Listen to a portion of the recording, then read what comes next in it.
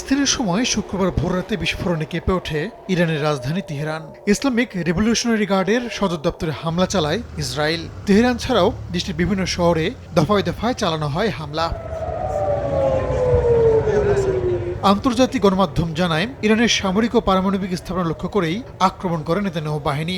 আগাম প্রতিরোধ ব্যবস্থা হিসেবে তেহরানে হামলা চালানো হয়েছে বলে জানিয়েছে তেল আবিব। ইরানের পারমাণবিক সমৃদ্ধিকরণ কর্মসূচির প্রধান কেন্দ্রেও আঘাত হানার কথা জানিয়েছেন ইসরায়েলের প্রধানমন্ত্রী বিনিয়ামিন নেতানিয়াহু। প্রয়োজন পড়লে আবারও হামলার হুমকি দেন তিনি। ইরানের যেসব বিজ্ঞানী পারমাণবিক বোমা তৈরির কাজে যুক্ত ছিলেন তাদের লক্ষ্য করে হামলা চালানো হয়েছে। এই হামলার লক্ষ্য ইরানের পারমাণবিক কর্মসূচি, ব্যালিস্টিক ক্ষেপণাস্ত্র ও সামরিক সক্ষমতা ধ্বংস করা। যতদিন প্রয়োজন এই হামলা চলবে। রোজকার সাধারণ খাবার এখন হবে অসাধারণ। প্রাণ স্বাদের মশলা, স্বাদ বাড়ায়, ঘ্রাণ ছড়ায়। ইসরায়েলের হামলায় প্রাথমিকভাবে ক্ষয়ক্ষতির পরিমাণ জানা না গেলেও ইরানের সামরিক বাহিনীর প্রধান মোহাম্মদ বাঘেরি ও বিপ্লবী গার্ড বাহিনীর প্রধান হোসেন সালামি নিহত হয়েছেন বলে জানা গেছে। এছাড়াও হতাহতদের মধ্যে 2 জন পরমাণু বিজ্ঞানী আছেন। সাময়িক বন্ধ রাখা হয় ইরানের আকাশ সীমা।